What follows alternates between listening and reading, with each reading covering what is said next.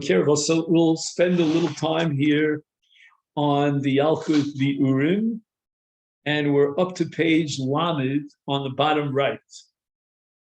And we said yesterday, or the day before yesterday, that the Rambam has a unique shita with regard to a father who's a Rosh, and that even though our Gemara here in Yevamot seems to indicate that there's no Isur of Hakah or Klala vis-a-vis a father, like for example in the son that's a mamzer because the father was guilty of an erva relationship, unless the father did tshuva. The Rambam says that, you know what, even if the father did not do tshuva, he's a Rasha, undeniably a Rasha, nevertheless you're not allowed to hit him, and the Isur Hakah applies, even though the father's a Rasha. But we're going to alleviate his punishment.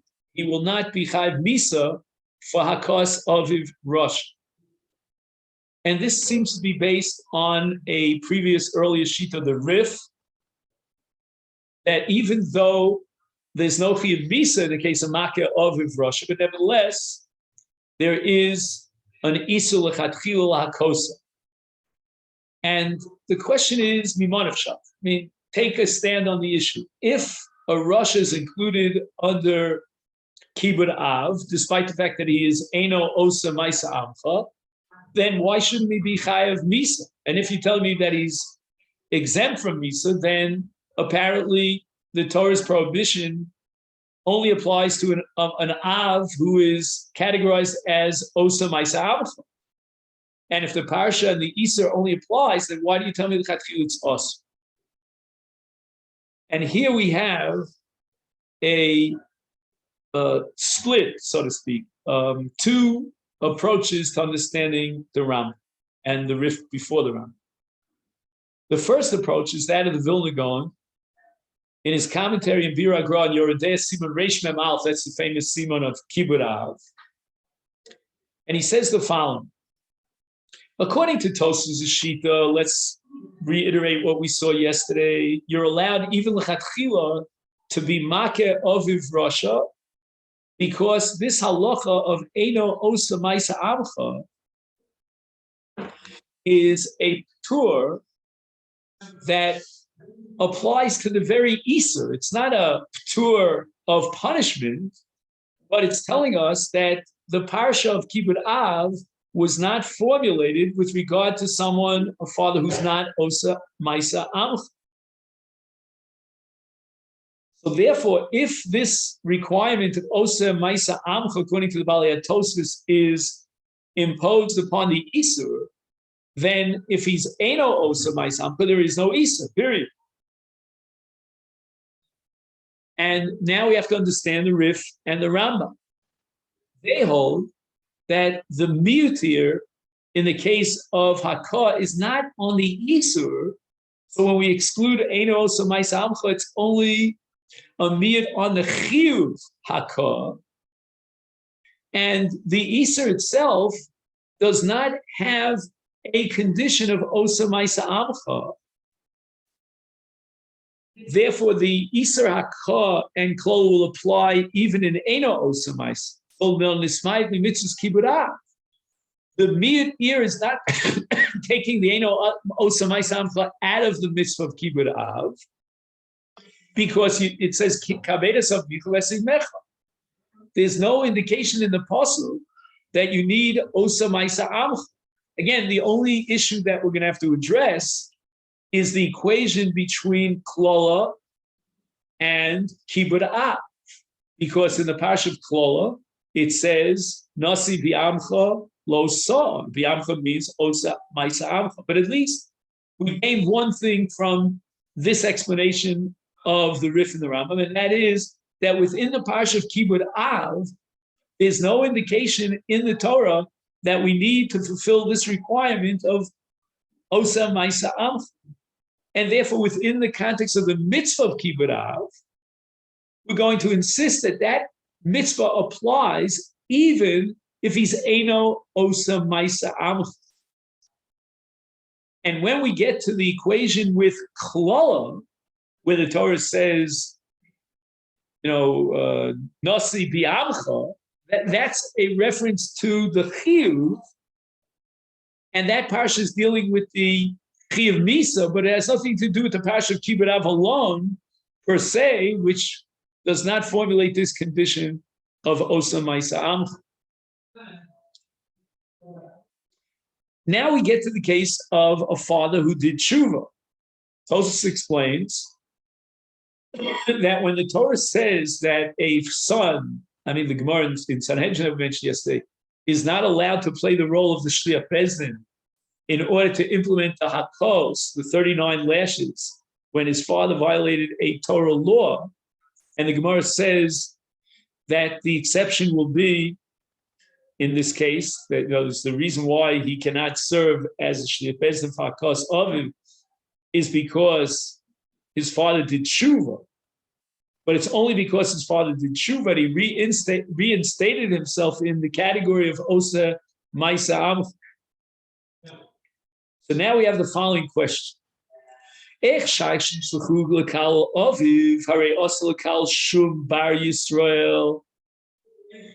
differentiate between klala, in the case of a son, vis-a-vis his father, and hakah. You could explain that he did tshuva, but yet he's still chayv malchus, because when a person is chayv malchus, let's say he wore shatnez or he ate chazan, then the fact that he did tshuva, that doesn't relieve him of his obligation to malchus. He's still going to be chayv malchus. In other words, Bezdin has to implement the chiyuv malchus as far as his status is concerned, and his inner obligation to do tshuva and reinstate himself as a tzaddik, that's in a different realm. That's his own private issue. That has nothing to do with Bezdin. Now, in the case of klala, it seems that there is a sugya in Sanhedrin about a shliach, a ben that was sent as a shliach to be makalel oviv. And that's always going to be awesome. How could the Gemara accept a possibility that a ben would be the shliach of Bezdin in certain cases when a person violates something? Usually it's a tzibur violation, so we put a whammy on him, right? And that whammy requires a klala. B'tirtzu, Shem hizkir shem shamayim uvatola o she'osa davar shenischay bo nidui, right? Nidui is a kind of whammy that we put on him. And that applies particularly in the case of a person who took God's name in vain. So that the nidui is like the malchus in the previous case where we violate a law, it's a chiv upon Bezdin. As far as the person removing his shame rasha, that's an inner obligation vis-a-vis himself, and he has to do tshuva, but the chiv nidui, just like the chiv hakar, remains in place. But nevertheless, mikomakom bano beno asur lo lekal. We will not allow the ben to be the shliach of Bezdin, to be makal of it. And he quotes now the Pona Me'iros, that in a case where he was mavashal sheichar be'erev Shabbos kodesh v'lo hoyelo shehus ligmar kodem haShabbos, so that we don't generally start a process of bishul before Shabbos. If it won't complete itself before Shabbos, we hope that the food will be cooked already before Shabbos. So the Rav sent a clear-cut message warning the person that he shouldn't do this. Apparently this person was a regular, and he would always start a process of bishul at the last minute before Shabbos, v'lo shamala. And the man refused to accept the authority of the Rav, v'shana v'shilish b'chet, and he did it a second time and a third time. And the Rav of the community, who on 3 occasions had warned him about this, now put him into nidui. Now the nidui engendered a sense of humility, and the person now begins to deny, to regret, that he did such a thing, and he expressed his regret publicly. And the Ponim Eiros Paskins that, with all due respect to his tshuva, nevertheless, that does not alleviate his chiyuv nidui, because as we said before, in the name of Tosfos in Sanhedrin, nidui is like hakah. It's a separate punishment. It's obligation incumbent upon Bezdin, and tshuva is irrelevant. But not everybody agrees with the Ponim Eiros. The Shvus Yaakov writes that tshuva is meaningful, and if he does tshuva, he's parted from nidui. And we're not going to accept Tosfos' equation between nidui and malchus. Malchus is clearly a chiyuv bezdin. No one could deny that tshuva is irrelevant to a chiyuv malchus. But in the case of nidui is because this person is, so to speak, a religious menace to society. We have to put him into nidui and quarantine him and separate him from the community. But that's only because he continues in his ways. But if he does tshuva, then according to the Shvus Yaakov, he becomes exempt from nidui. Now the Gemara in Kiddushin has a pasuk in Parshas Kedoshim. It says with Masechet Yevamot. And the Gemara darshans in Kiddushin Lamed Beis that even if he's a Zaken Ashmoi, which means that he's an elderly Jew, but he's not religious at all, we still stand in front of him because of his age. And Rashi says that Ashmoi is a Rush. We usually identify an Ashmoi as an ignorant person, but Rashi identifies him as a Russian. Now, our Gemara says that you're allowed to even curse an Eino Osa Maisa Amcha if he's a Russian. And for sure, we don't have to be Machabin. So how could the pasuk Mibnei Seva Takum apply to a Zaken Ashmai who Rashi identifies as a Russian? And the Pnei Yeshua, to defend Rashi, says that Ashmai, Dachakol Rashi, the language Ashmai, forced Rashi's back against the wall to interpret that it refers to a Russian. Umashe Hikshu Ritosis, a Rush, Shaflin and Dosa Kalos of Mutter, Nirachain Mutter and Dosa Kalos Bachinam, El Kedela Ansho Uliasra. I will be Komakom Xeris Hakosidi, Lakum Milfana Velasos Lohidu. So the Pnei Yeshua wants to set up two different dinim. One is the din of kavod, and the other is the din of lakum milfanav, which is called hidur. Hidur is not the same as kavod. So that in the case of an ashmai, according to Rashi, since he is a Rasha, then we would be allowed to put him into nidu or to be makaldim. But nevertheless, we still have to stand in front of him because that's an entirely different requirement of hidur and has nothing to do with kibud. Okay.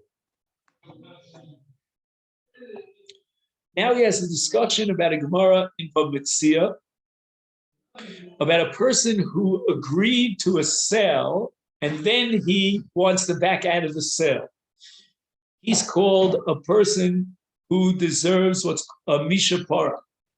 Now, mishapara is a kind of klala of bezdin, because during the time of the generation of the flood, people would make financial commitments and they did not live up to their commitments. And as a result, God brought about the Mabul.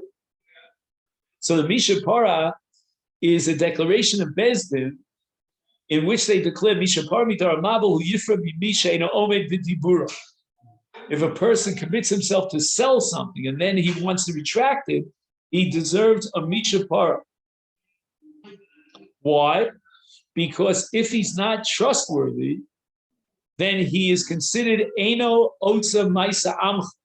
And you're allowed to curse someone who is an Eino Osa Maisa Amch. So Tosfos in Bamitzia says that, wait a second, it's true that he didn't live up to his commitment, but he's not a Russian. I wouldn't go as far, says Tosfos, as to classify him as an Eino Osa Maisam, and therefore you're allowed to curse him. You're allowed to give him a Misha Para, but not because he deserves to be cursed out. Misha Para means that God will generate some sort of punishment that fits the crime because he was not Omed B'Dibur. Okay, now we start the sugya of Rabbi Yossi and the Chachamim. Let's just review. We have machlokas between Rabbi Yossi and the Chachamim about the case of a full-fledged sister. The Torah prohibits a half-sister, whether maternal or paternal, and the Chachamim assume that when the Torah adds Eshes Avicha or Bas Avicha, then the Torah is adding a case of a full-fledged sister, or at least the daughter of his father, or the daughter of his mother, which might not be his sister at all, right? Because let's say it's a paternal sister, and now she is born to the wife of his father, so they're not sister and brother. The Torah has a separate law. But in the case where a person has a full-fledged sister, then by definition, he violates Bas, Bas Aviv, Bas Imo. And therefore the Chacham insists that he is in violation of two different lavin, two different violations of arayos. Right? So she is a full sister, and therefore she fits into the category of a sister, but she's also Bas Aviv or Bas Imo. In this case, she's both. And therefore, he violates two different Isurei Arayos. That's the sheet of the Chachamim. And Rabbi Yossi disagrees. Rabbi Yossi says, no, you can't be chayav twice for the same bias avera.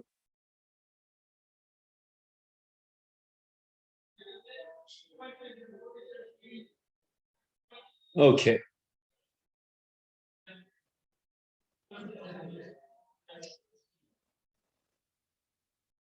So let's go back for a moment to see the Gemara, because we didn't look at Rashi. And then but don't lose the place here in the Yalkut HaBi'urim.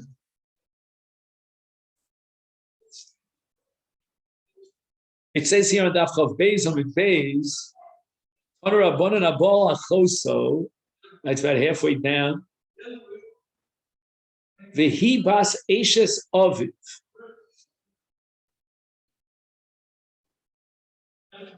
Chayav Mishum Achoso Mishum Bas Eshes Aviv. This is the Shita of the Tanakam. And Rabbi Yehuda, says Eino Chayav El Mishum Achoso Bova.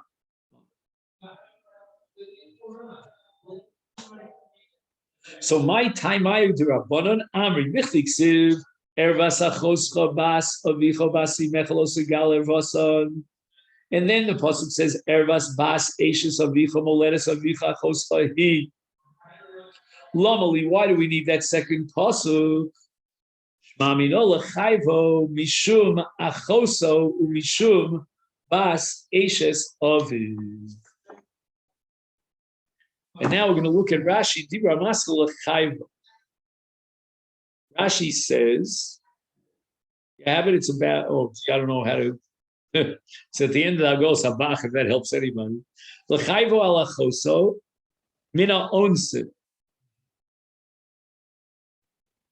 bas aviv ubas imo kigon noldu hu vehi min anutza.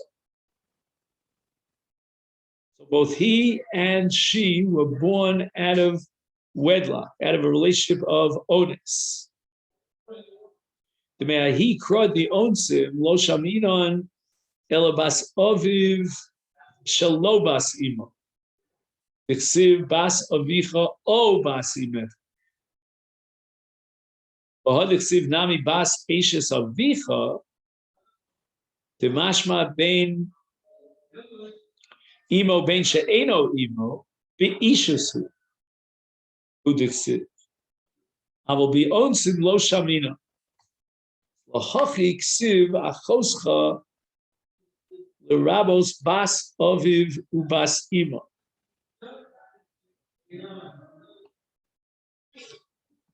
So let's see if we can take apart this Rashi.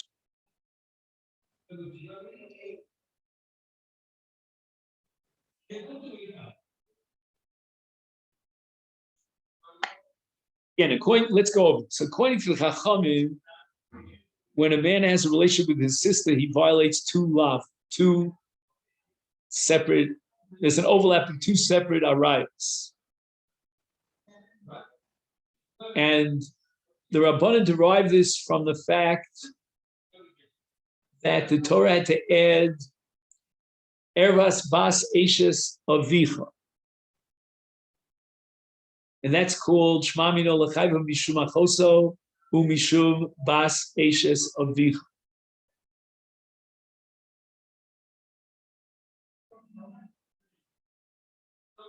So Rashi says that the first pasuk that says ervas achoscha bas avicha bas imecha,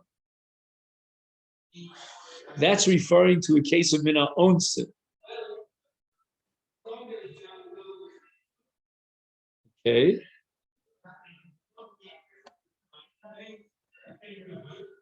And that pasuk of mina onsin refers to either bas aviv or bas imo. So it's bas aviv shelo bas imo or bas imo shelo bas aviv. Now we have the second pasuk, and that pasuk says ervas bas eshes avicha. Now the Torah adds bas eshes avicha.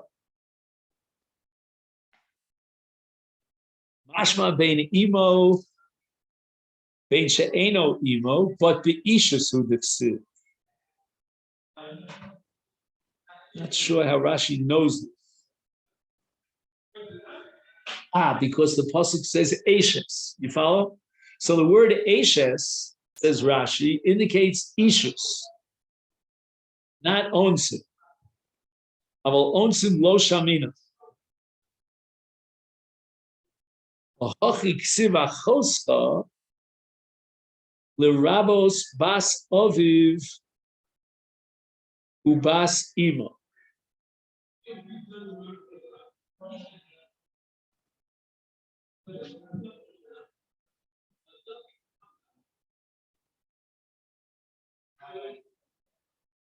Again, the pasuk ends with achoscha hi, which Rabbi Yossi saw as a mute to exclude achosa. He's not chayv mishum achosa; he's chayv mishum ervas bas eshes aviv.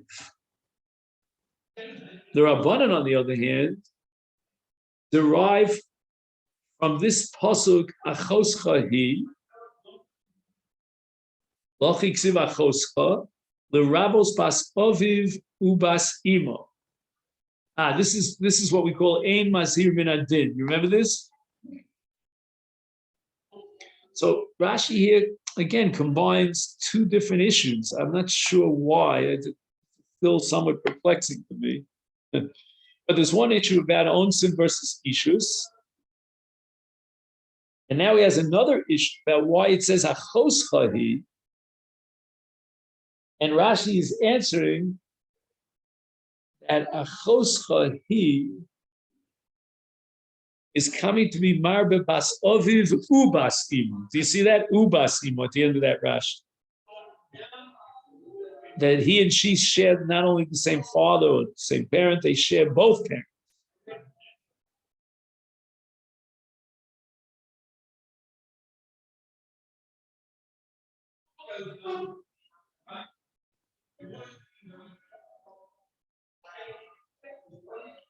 So the Rashi on the third line says the meyahi kra the onsim, meaning the first pasuk of ervas achoscha bas avicha bas imecha lo shaminon ela bas aviv shelo bas im. And now we need the second pasuk, that even if she's a full sister, nevertheless she's included under this erev.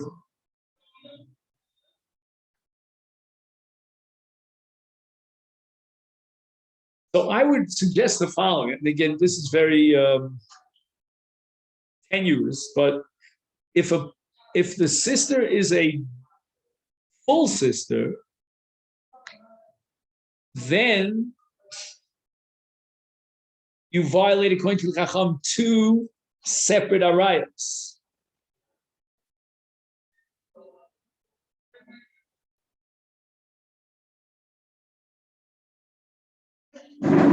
If it's a half sister, then you only violate the first violation, which explicitly refers to Bas Avicha o Basimecha, which is a half sister.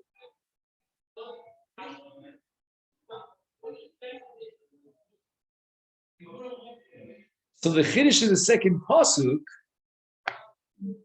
is that the Torah warns us and prohibits even Bas Aviv Ubasimo, even if she's a full-fledged sister. But that's only through Ishus, Rashi says, because it says in the pasuk,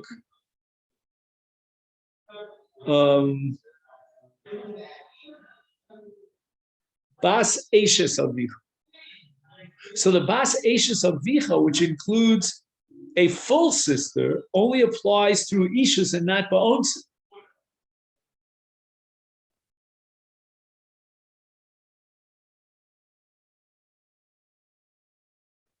So let's see. Complicated Rashi. Let's see if he clarified. He says, Kosav Rashi on page Lamed Aleph, Shenibas Eishes Avicha Nilmad Gamte Achoso Bas Oviv Ubas Imo Min Hanesuin.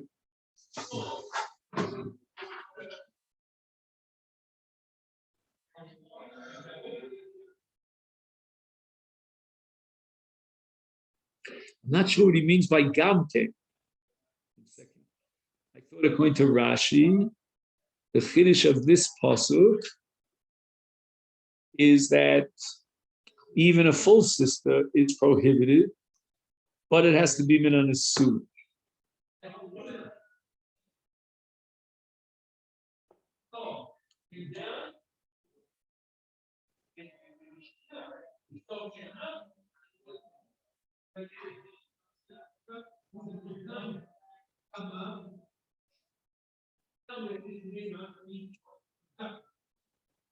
So I don't know what the word gamkein means, that phrase. I don't know. Do you have any? If you have anything, let me know. Now, Hikshu Arishonim. He says the Rash for the Ritva, Al Dvorav, Al Divrei Rash. In Cain, and a posig miyut avech dorshav tachom l'rabos lav nosa.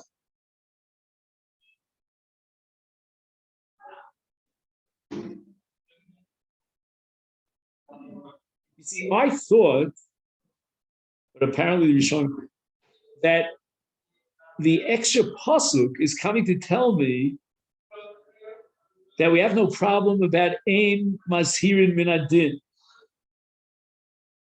But since Rashi says the mitzias is a different mitzios, right? It's min hanesuin and not min haonsim. Therefore, he violates two separate averos. I need the second one, who's a full-fledged sister, because of the principle of ein mazir min adin. Now, once I solve that problem and circumvent that problem of ein mazir min adin, because the Torah added a separate lav, now I could ask myself, well, in that case of a separate lav, do I also violate the first erva category, the first lav, in a half-sister situation?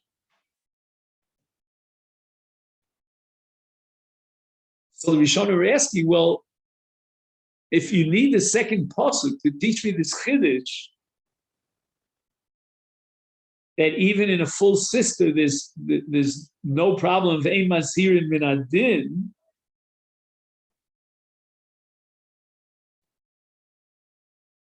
So then how do I derive the conclusion that he violates two separate lavim? Because in the case of a half sister, he only violates the first lav.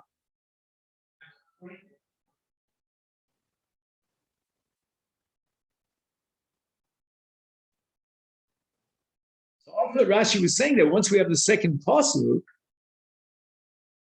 and there's no problem of ein masir min adin, then we go back to the Kal V'chomer from the first pasuk. The first pasuk says a half sister is included in the Erefa. So now with the Kal V'chomer, I derive a full sister. But now I need the second pasuk to tell me that there's no issue of ein masir min adin. But once I activate the mazhir min adin, which I derive from the second pasuk, I go back, it reveals on the original pasuk that I can apply the Kal V'chomer and include a full sister in that lot. But the Rishonim are saying no.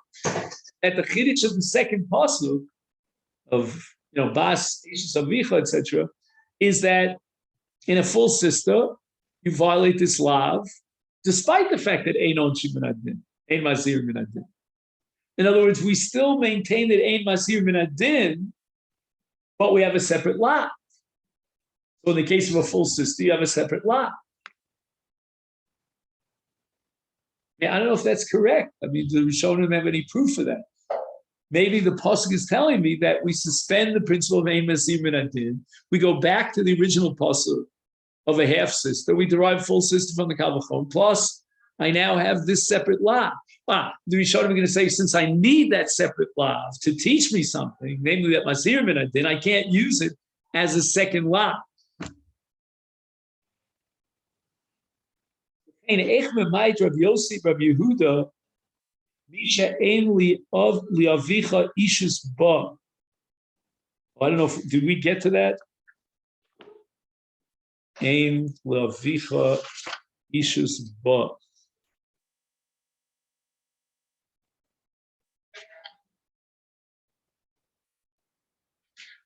Right, we didn't get to that. B'tirtu b'shem harav bal halachos, which I think he's referring to the Bahag. Shem came, Yomer HaPosuk rak achoscha moledes avicha.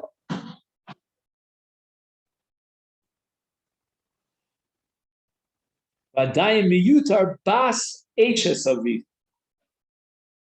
So there were extra words in the pasuk. But Rashba tirates, so that was the Bahag. Now we have the Rashba.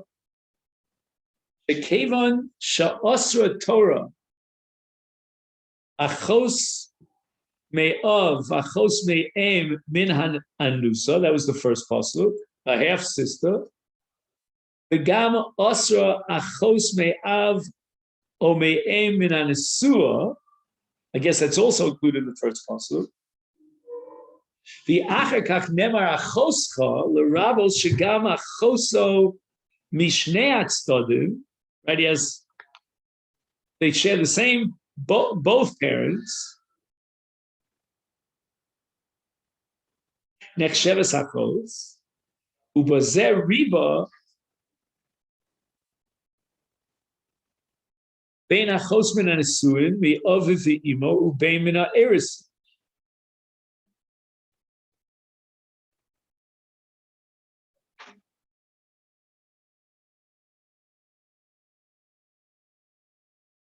Okay, what's the Rashba saying here? By the way, does Rashi mention anything about Erisin? No, I don't see anything in Rashi about Erisin. This is the Rashba's own addition over here. But let's see how he works this out. Again, we have a half sister, even in the case of an anusa. We have now a full sister. I'm sorry, and that, and certainly that includes the case of an asua. Now we have achoscha, that's a full sister. Ubazer riba ben achos min anesuin mi'aviv ve'imo ben min ha'erisin. Well, Now he's introducing Erison into the picture.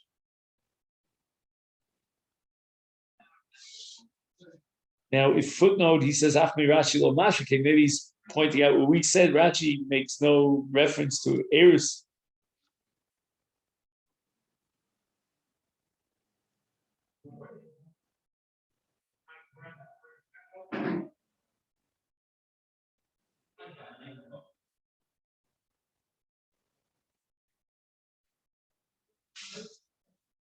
I don't know. Let's look again. Does Rashi give you any indication about Eris here? Min ha-onsin.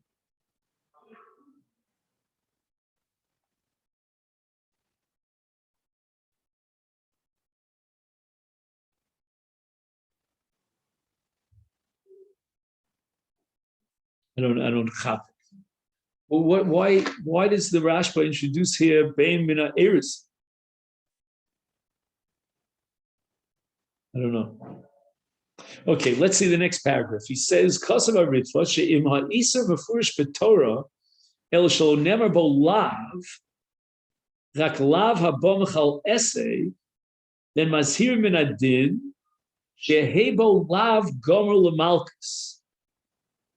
Okay, this is fascinating.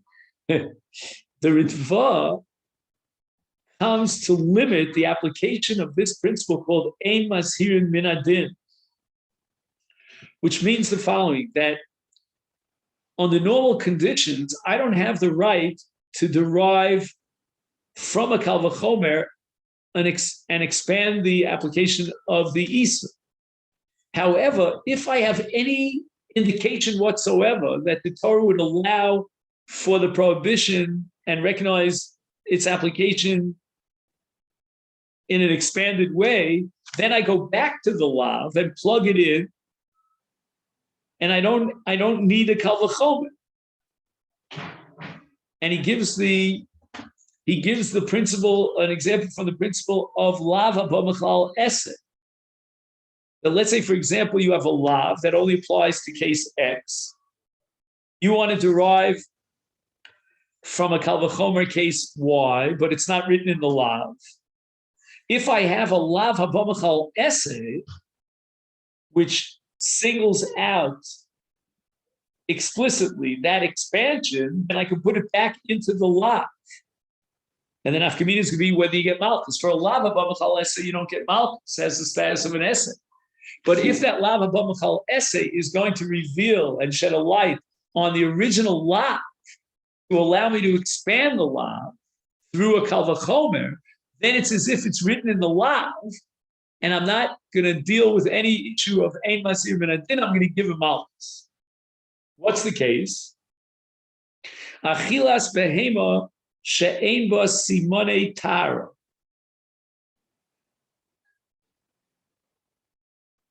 All right, unfortunately, he doesn't expand upon this.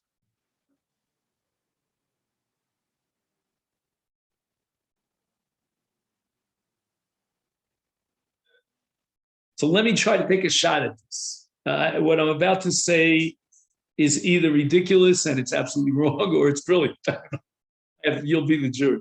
What I think is going on here is that the Torah says, do not eat the following animals because they only have one siman of kashrus and not two. Like, for example, the chazir is mafresis parsa, but not malagera, or the gamal is malagera, but it's not mafresis parsa, all those cases. Now, what happens when you have an animal, like most animals, that have neither of these two siman? That's not included explicitly in the lav, because the lav is addressing those animals that have one of the two siman. Kal v'chomer, if those don't have any siman, certainly it's a treifa animal, it's what do you call a behemoth tmeya, and you're not letting it eat. So the answer is ein masir min adin. We cannot use the kal v'chomer, but the Torah gives us an essay, and the Torah says, eat an animal that has both simanim. So the Ritva is saying that once we have an essay that generates an isa that we cannot and may not eat a behema that doesn't have both simanim, I now go back to the original lav, and I could plug in all those animals that are lacking both simanim. And that becomes a lav gomor, and you get malchus. The Yesha Biaru, I don't know who this is. Korban Aaron, I don't know, I'm not sure I understand who that is. Taimu Shalaritva, She'ein B'koach HaKal V'chomer, Lehalos V'shtei Dargos, Gam Isur V'gam Onish.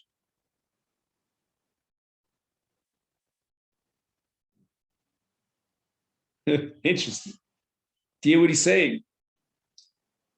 When you have a lav, and now you want to expand the lav through a kal v'chomer, you have to achieve two goals. Number one, through that kal v'chomer, you have to generate an isur, in the kal v'chomer case, like let's say a full-fledged sister, and you have to assume that the punishment will apply in that expanded case that you derive from a kal v'chomer. That's called ein masir min adin. In other words, kal v'chomer does not have the power to derive and establish both an Isur and an Onish. However, if let's say I have an Isur in that expanded case without the Onish, and that's called a lava b'machal essay, which tells me that it's asur, all I need for the topping on the cake is now to derive the Onish. Then through the Isur, I go back to the original lav, and I upgraded to include the expanded case, but not only as far as Isur, because that I have already from the Lava B'machal essay, but even as far as the Onich Malchus is concerned. So again, if we plug this into the case of an animal that's lacking both simanim, since the Torah prohibits eating that animal, albeit under an essay, I now go back to the original lav, and I can include that case where the animal is absent both simanim, and that would generate malchus as a lav gom.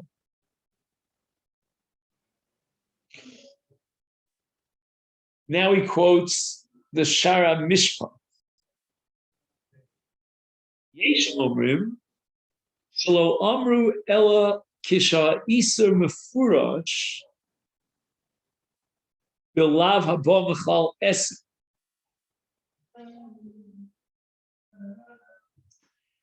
Afal pishein lokin olav bikomakom nechshav kilav v'lachein mazhirin min adin l'azharas lav gomel malchus avol she'eno ela esei bilvad ein mazhirin min adin.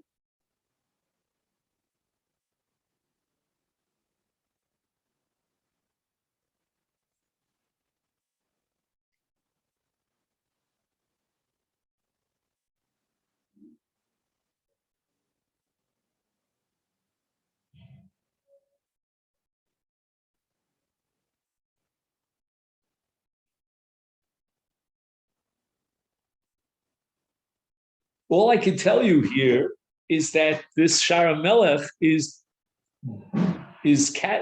separating two different categories. You can have a lav habomachal essay and a lav habomachal essay, and they're two fundamentally different categories. One is where the Torah just mentions the essay, and the other is where the Torah calls it or formulates it as a lav haba mechal essay. I wish he would have given some examples of this. Let's just think out loud if we can come up. It's a very fine distinction. What could he have in mind? Let's say, for example,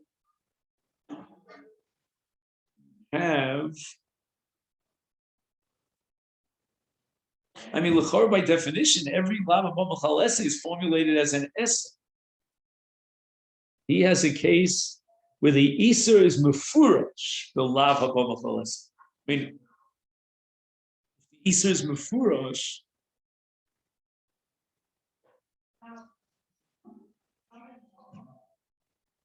oh, I see. Now I understand what he's saying. Let's take the case of the 5 categories of the Inui that are prohibited on Yom Kippur. So the Torah says in an essay form the nisem es nafshel seich. Not allowed to eat, you're not allowed to drink. Maybe the other three, whatever it is, the other four. However, the Torah also says, "Kol ochel."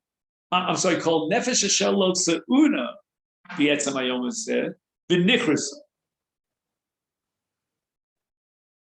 So we have in the Torah a lav habomachal essay that expands on an iser that's mefurish in the Torah.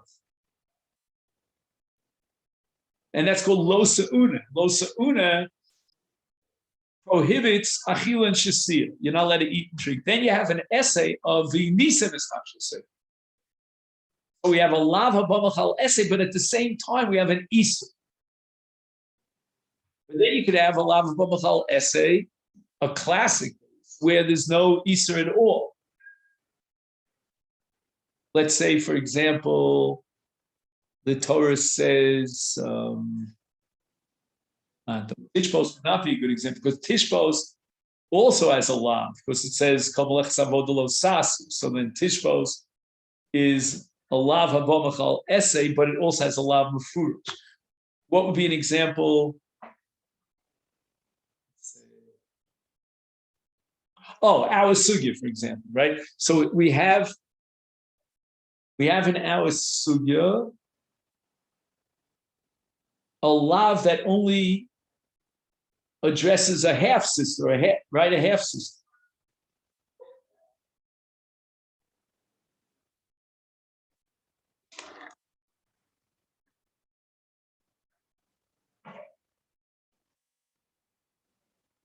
Or let's go back to Behema Tahora versus Behema Tmeya. The lav itself only addresses a case of an animal that has one of the two simanim and it lacks the other siman. And then we have an essay that says you have to be bodek and check and make sure, guarantee that they're both siman in order to eat it.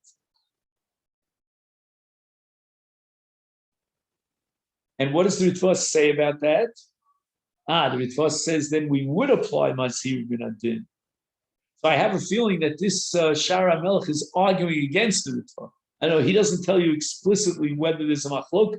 He says Yesh Omrim. So I don't know if the Yesh Omrim is offering another shot for the Ritva. But anyway, the bottom line is that we have a lava bomachal essay without an Isser Mefurish. Now he says Yesh Cholku Legamrei al Ritva, that there's no case in which we can obviate and circumvent the Ein Masirin Min Adin. So Af Isser Mefurish, but Torgam came Ein Masirin Min Adin. Okay, and now we're up to the Ema Prat Lachoso Me'anusa. So that's where we're up to in the Gemara as well. So let's go back to the Gemara. And let's see where we stop. So we got up to the word virabana, which is about 12 lines up or 15 lines up from the bottom of Chav Beis and Beis. Now, if you recall, Rabbi Yossi, Rabbi Yehuda darshan the extra word he. It says achotzcha he. And the he is a miut, according to Rabbi Yossi, to exclude, in the case of a sister who's also at the same time bas eshes aviv, from the extra violation. So the Gemara says, what are the Rabbanan going to do with the extra word he? And the Gemara answers, afal gav tichsiv achoscha, Itzrich lemichtav he. So even though the Torah says achoscha, to teach me that if it's a full sister, you would be chayav for that erev, and we don't apply the principle of ein masir min adin. Nevertheless, I still need the word he. Shelo tomar, to avoid a mistake, that the alma mazhirim min adin. maybe we would limit the principle, the application of ein mazhir min adin to the case of achoscha, but we would not be allowed to expand and apply it elsewhere with regard to other Isurei Torah.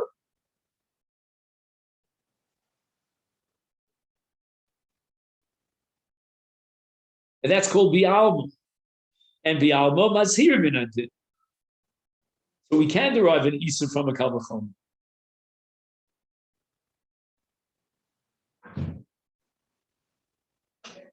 So it's interesting. On the one hand, achoscha is a reboot to teach you that there's an Isur achoscha even if she's a full sister.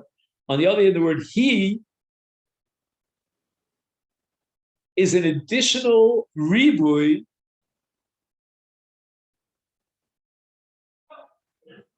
on a mute.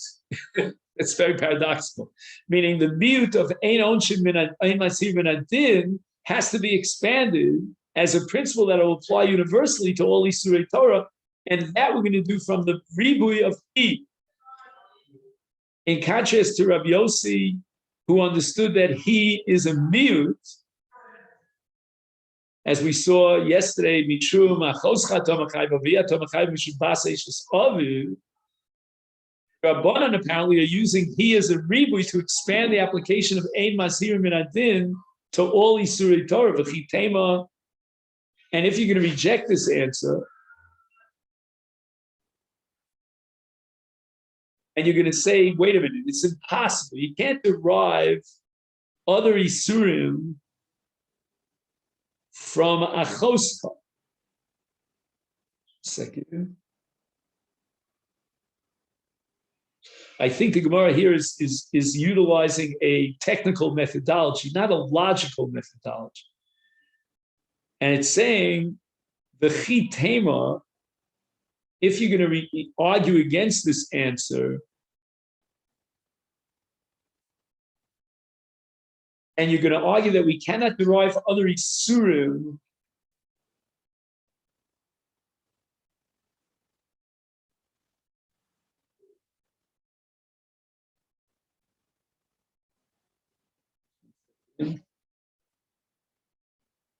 in how would we derive chitema?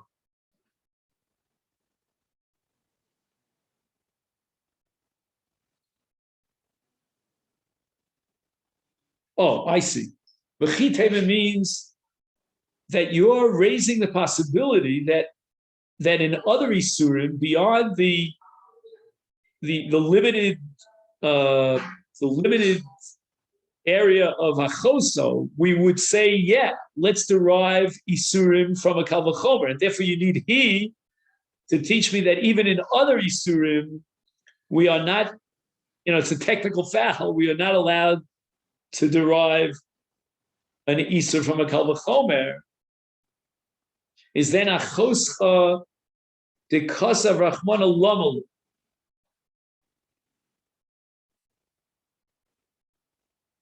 In other words, if you're willing to accept the logic of a kal v'chomer to derive isurim, and that you're willing to do in all other isurei Torah with the exception of achosa, why shouldn't you apply the same logic to achosa? And therefore, the pasuk achoscha is now superfluous, because if achoscha means a full sister, right, then that we would derive from a kal v'chomer. So from the very fact that the Torah says achoscha, it means that we cannot derive a full sister from a kal v'chomer, and there's no reason why we should be inhibited to universalize that to all other isurim.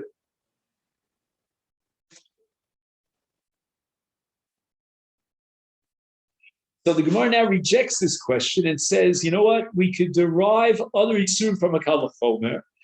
You're asking me, so why did the Torah have to bother with the word achoscha in the case of a full sister? That's not a question, because milsa the asi b'kal v'chomer tarach because of lakra.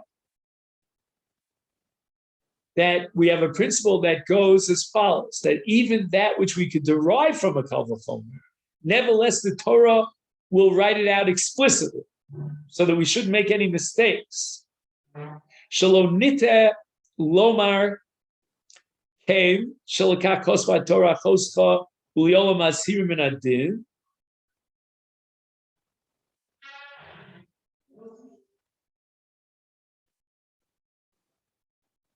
Meaning that even though you can derive isurim from a kal v'chomer, the Torah still felt comfortable adding the word achoscha in the case of a full sister because milsa diasa b'kal v'chomer torach v'kosav l'kro.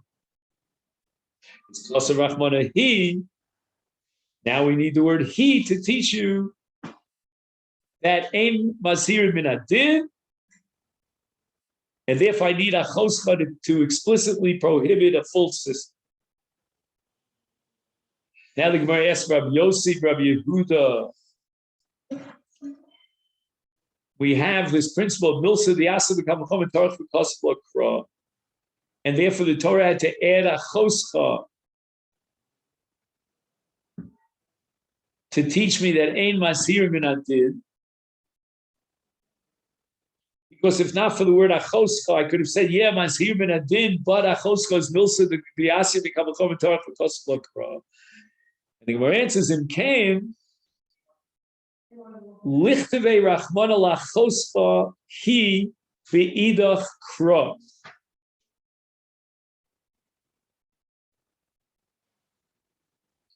In other words, if the word achoscha is only because milsa diasa b'kal v'chomer torach v'kosav l'kro to teach me that a full-fledged sister is also included in the erva of achoscha, then the Torah should have written the word achoscha in the original pasuk of ervas achoscha bas avicha o bas imecha. It should have said there achoscha he, and then we would have used the word achoscha to derive explicitly that which we could have derived implicitly through a kal v'chomer. And Rabbi Yossi is arguing that it's very odd that the Torah wrote a separate lav with achoscha he written in that lav. If the Torah is just indicating that we can expand through a kal v'chomer application of the lav achoscha, then achoscha should be written in the first osuf, where it says Eras achoscha etc. lo segala. Let me just read to you what he says. He says, "B'pasuk harishon echad shemunzkar isa shel achoscha bas ova bas imo tichtov shama Torah pavno sefes achoscha l'rabos achoso gam min ha'av gam min ha'em mima shekosva Torah achoscha hi b'kosuf shesham muzkar isa shel bas eshes aviv al karcha that-Torah ba'al lomar she'af haba al bas eshes aviv over rak mishum achoso v'lo mishum isa nosaf shel bas eshes aviv. So basically, Rabbi Yossi's argument is that the word achoscha, or the phrase achoscha, he is out of place. According to you, according to Chachamim, it would have been more logical that achoscha would belong and be attached to the first pasuk that says achoso bas aviv o bas ima. The very fact that the Torah took the word achoso out of context and placed it into the separate lav of bas eshes avicha, it's telling us that in the case of achoso, you did not violate bas eshes achicha, because achoso he is dafka bas eshes achicha, and it's not included in the original lav of bas aviv or bas ima.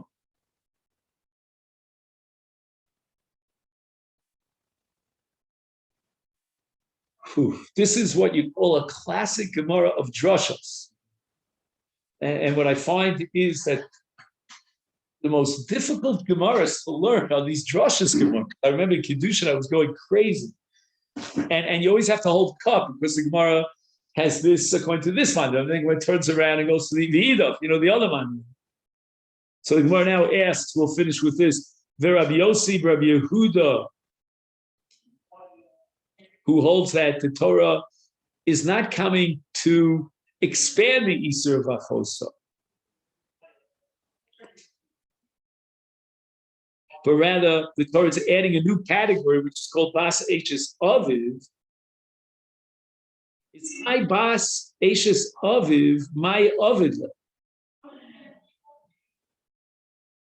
Wait a minute, what's the Gemara asking now? According to Rabbi Yossi, Rabbi Yehuda,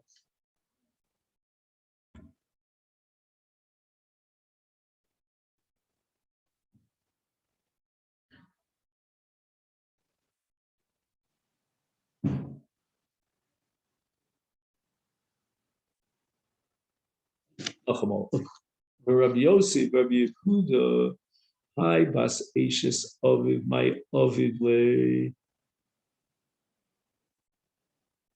The Gemara here is assuming that according to Rabbi Yossi, the Torah is not adding an additional Isur of Bas Eishes Aviv.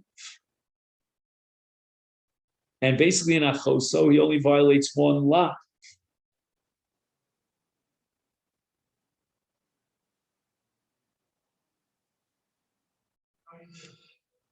And therefore, since by definition Achoso is included on the Bas Eishes Aviv, because she is the daughter of your father's wife, so why did the Torah feel compelled to add that, since it's included in Achoso? So I think what the Gemara is driving at now is that Bas Eishes Aviv has to add a new category. So what is that new category? Mishiyeshlo ishus liavicha ba prat lachoso mishivcha v'veres kocham she'ein ishus liavicha ba. So again, as we saw in Rashi earlier, the Torah is emphasizing the concept of ishus, and that's why it says Bas Eishes Aviv. Now, even though Bas Eishes Achicha is by definition Achoso, why did the Torah feel compelled to add that? And the answer is because the Torah wants to limit Achoso to the product of Ishus. Now, what does that mean? We said before that Achoso even includes Anus. So if Achoso includes Anus, we don't need Ishus. But we need a woman that subject to Ishus, meaning the mother of your sister could have been included in the Ishus. And who are we excluding? Achoso mishivcha v'veres kochavim. Because your father could not have possibly had an Ishus with a shivcha or with a non-Jewish woman.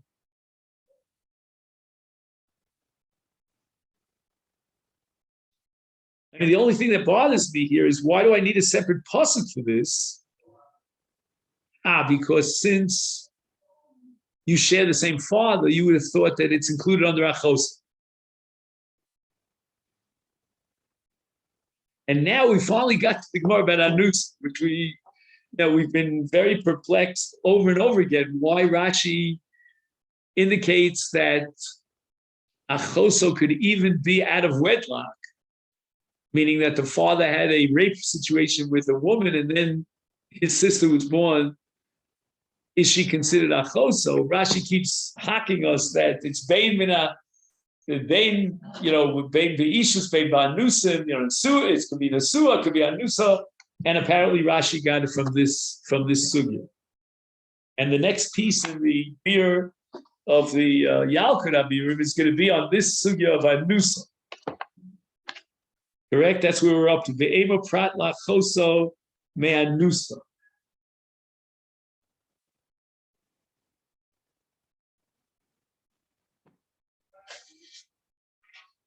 Again, this is all a havamim. I just want to point that out. The ema, could have we said that the reason why the Torah emphasizes Bas Eishes Avicha is not to exclude the case of a Bas Akum or a Bas Shivcha, but rather to exclude the case where his father had a rape situation, and therefore there was no issue. So she's your sister out of wedlock.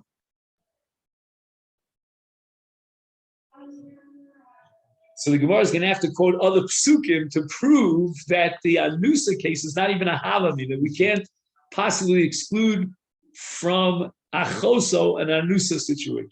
Okay, so that's where.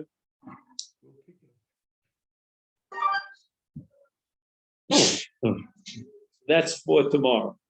Okay, so let me just reiterate that tomorrow's shir will start at 9 o'clock. Okay, then, because I have this obligation to run over to